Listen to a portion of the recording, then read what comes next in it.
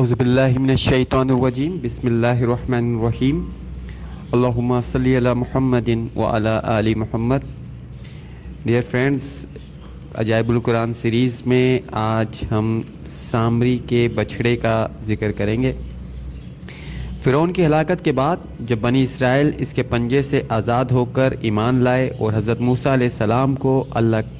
کریم کا یہ حکم ہوا کہ وہ 40 راتوں کو کوہ طور پر اعتکاف کریں اور اس کے بعد انہیں تورات دی جائے گی. چنانچہ حضرت موسیٰ علیہ السلام کوہ طور پر چلے گئے اور بنی اسرائیل کو اپنے بھائی حضرت ہارون علیہ السلام کے سپرد کر دیا. آپ 40 دن تک دن بھر روزہ رکھ کر اور رات بھر عبادت میں مشغول رہتے ہیں. سامری جس کا ہم ذکر کر رہے ہیں، یہ بنی اسرائیل کا ایک شخص تھا جس کا نام سامری تھا، جو طبعی طور پر نہایت ہی گمراہ کن آدمی تھا. اس کی ماں نے برادری میں رسوائی اور بدنامی کے ڈر سے اس کو پیدا ہوتے ہی پہاڑ کے ایک غار میں چھپا دیا تھا اور حضرت جبرائیل علیہ السلام نے اس کو اپنی انگلی سے دودھ پلا پلا کر پالا تھا. اس لیے یہ حضرت جبرائیل علیہ السلام کو پہچانتا تھا. اس کا پورا نام موسیٰ سامری ہے اور حضرت موسیٰ علیہ السلام کا نام بھی موسیٰ تھا. موسیٰ سامری کو حضرت جبرائیل علیہ السلام نے پالا تھا اور حضرت موسیٰ علیہ السلام کی پرورش فرعون کے گھر میں ہوئی تھی. مگر اللہ رب العزت کی شان کہ فرعون کے گھر میں پرورش پانے والے حضرت موسیٰ علیہ السلام تو اللہ رب العزت کے رسول ہوئے اور حضرت جبرائیل علیہ السلام کا پالا ہوا موسیٰ سامری کافر ہوا اور بنی اسرائیل کو گمراہ کر کے اس نے بچھڑے کی پوجا کرائی. اس بارے میں کسی عارف نے کیا خوب کہا ہے، یعنی جب کوئی آدمی ازل سے ہی نیک بخت نہیں ہوتا تو وہ بھی نامراد ہوتا ہے اور اس کا پرورش کرنے والا بھی ناکام و نامراد ہوتا ہے. دیکھ لو، موسیٰ سامری جو حضرت جبرائیل علیہ السلام کا پالا ہوا تھا وہ کافر ہوا اور حضرت موسیٰ علیہ السلام جو فرعون کی پرورش میں رہے وہ اللہ رب العزت کے رسول ہوئے. اس کا راز یہی ہے کہ موسیٰ سامری ازلی شقی اور پیدائشی بدبخت تھا، تو حضرت جبرائیل علیہ السلام کی تربیت اور پرورش نے اس کو کچھ نفع نہیں دیا اور وہ کافر کا کافر ہی رہ گیا. حضرت موسیٰ علیہ السلام چونکہ ازلی سعید اور نیک بخت تھے، اس لیے فرعون جیسے کافر کی پرورش سے بھی ان کو کوئی نقصان نہیں پہنچا.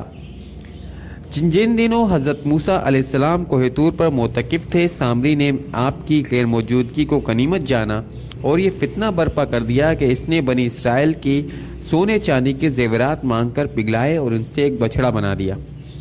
اور حضرت جبرائیل علیہ السلام کے گھوڑے کی قدموں کی خاک جو اس کے پاس محفوظ تھی، اس نے وہ خاک بچھڑے کے منہ میں ڈال دی تو بچڑا بولنے لگا. اور کہیں یہ بھی لکھا ہے، کچھ کتابوں میں یہ بھی لکھا ہے کہ اس کو اس طرح سے اس نے ڈیزائن کیا تھا کہ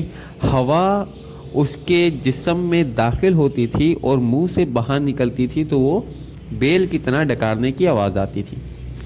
پھر سامری نے بنی اسرائیل سے یہ کہا کہ اے میری قوم، حضرت موسیٰ علیہ السلام تو کوہ طور پر خدا کے دیدار کے لیے تشریف لے گئے ہیں، جبکہ تمہارا خدا تو یہی موجود ہے جو یہ بچھڑا ہے. بچھڑے کو بولتے پا کر ان کی قوم گمراہ ہو گئی، لہذا تم لوگ اس کی عبادت کرو.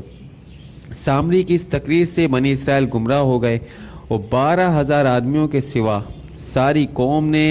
چاندی سونے کے بچھڑے کو بولتا دیکھ کر اس کو خدا مان لیا اور اس کے آگے سربا سجود ہو گئے اور اس بچھڑے کو پوجنے لگے. چنانچہ اللہ رب العزت نے سورہ آراف میں رکوع نمبر 18 میں فرمایا ہے، اور موسیٰ کے بعد ان کی قوم نے اپنے زیوروں سے ایک بچھڑا بنا لیا جو بے جان کا دھڑ تھا اور گائے کی طرح بولتا تھا. جب 40 دنوں کے بعد حضرت موسیٰ علیہ السلام اللہ رب العزت سے ہم کلام ہو کر تورات شریف لے کر بستی میں داخل ہوئے اور قوم کو بچڑا پوجتے دیکھا تو آپ پر بے حد غصہ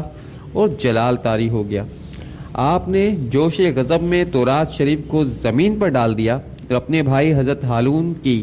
داڑھی اور سر کے بال پکڑ کر گھسیٹنا اور مارنا شروع کر دیا اور فرمانے لگے کہ کیوں کہ تم نے ان لوگوں کو اس کام سے نہیں روکا. حضرت ہارون علیہ السلام نے معذرت کرنے لگے، جسے قرآن میں ہے سورہ اعراف کا رکوع نمبر 18 میں. حضرت ہارون نے کہا، اے میری ماں کے بیٹے، قوم نے مجھے کمزور سمجھا اور قریب تھا کہ وہ مجھے مار ڈالیں، تو آپ مجھ پر دشمنوں کو ہنسنے کا موقع نہ دیں اور مجھے ظالموں میں نہ ملائیں۔ حضرت ہارون علیہ السلام کی یہ گزارش سن کر حضرت موسیٰ علیہ السلام کا غصہ ٹھنڈا ہوا اور اس کے بعد اپنے بھائی حضرت ہارون علیہ السلام کے لیے رحمت و مغفرت کی دعا فرمائی۔ پھر آپ نے اس بچڑے کو توڑ پھوڑ کر اور جلا کر اس کو ریزہ ریزہ کر دیا۔ اس کے بعد حضرت موسیٰ علیہ السلام نے تورات شریف کے احکام پڑھ کر بنی اسرائیل کو سنائے اور فرمایا کہ تم لوگ اس پر عمل کرو۔ جب بنی اسرائیل نے تورات شریف کے احکام کو سنا تو ایک دم انہوں نے ان احکام کو قبول کرنے سے انکار کر دیا۔ اس سرکشی پر اللہ رب العزت کا یہ غضب نازل ہوا کہ ناگہاں کوہ طور جڑ سے اکھڑ کر ہوا میں اڑتا ہوا اپنی بنی اسرائیل کے سروں کے اوپر معلق ہو گیا، جو 3 میل لمبی اور 3 میل چوڑی زمین میں ڈیرا ڈالے ہوئے مقیم تھے۔ چنانچہ جب بنی اسرائیل نے دیکھا کہ پہاڑ ان کے سروں پر لٹک رہا ہے تو سب کے سب سجدے میں گر کر عہد کرنے لگے کہ ہم نے تورات کے سب احکام کو قبول کیا اور ہم ان پر عمل بھی کریں گے، مگر ان لوگوں نے سجدے میں اپنے رخسار اور بائیں بھووں کو زمین پر رکھا اور داہنی آنکھ سے پہاڑ کو دیکھتے رہے کہ کہیں ہمارے اوپر گر تو نہیں رہا۔ یہی وجہ ہے کہ اب بھی یہودیوں میں کچھ اقسام یہودیوں کی ایسی ہیں جو اسی طرح سجدہ کرتے ہیں، یعنی بائیں رخسار اور بھویں کو زمین پر رکھتے ہیں۔ بہرحال بنی اسرائیل نے جب توبہ کر لی اور تورات کے احکام پر عمل کرنے کا عہد کر لیا تو پہاڑ واپس اپنی جگہ پر چلا گیا۔ قرآن مجید میں سورہ اعراف کے رکوع نمبر 21 میں اللہ پاک نے اس بات کو یوں فرمایا ہے،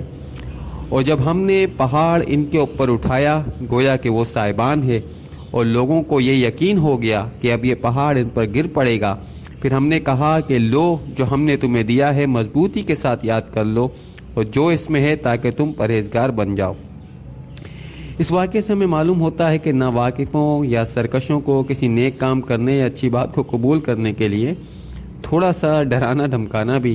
حکمت خداوندی کی مقدس سنت ہے۔ پیارے دوستوں، اگر ہم کو ہماری ویڈیو پسند آ رہی ہیں تو کائنڈلی ہمارے چینلز کو سبسکرائب کیجیے اور اپنے ویڈیو کو اپنے دوستوں کے ساتھ ضرور شیئر کیجیے۔ السلام علیکم ورحمۃ اللہ وبرکاتہ۔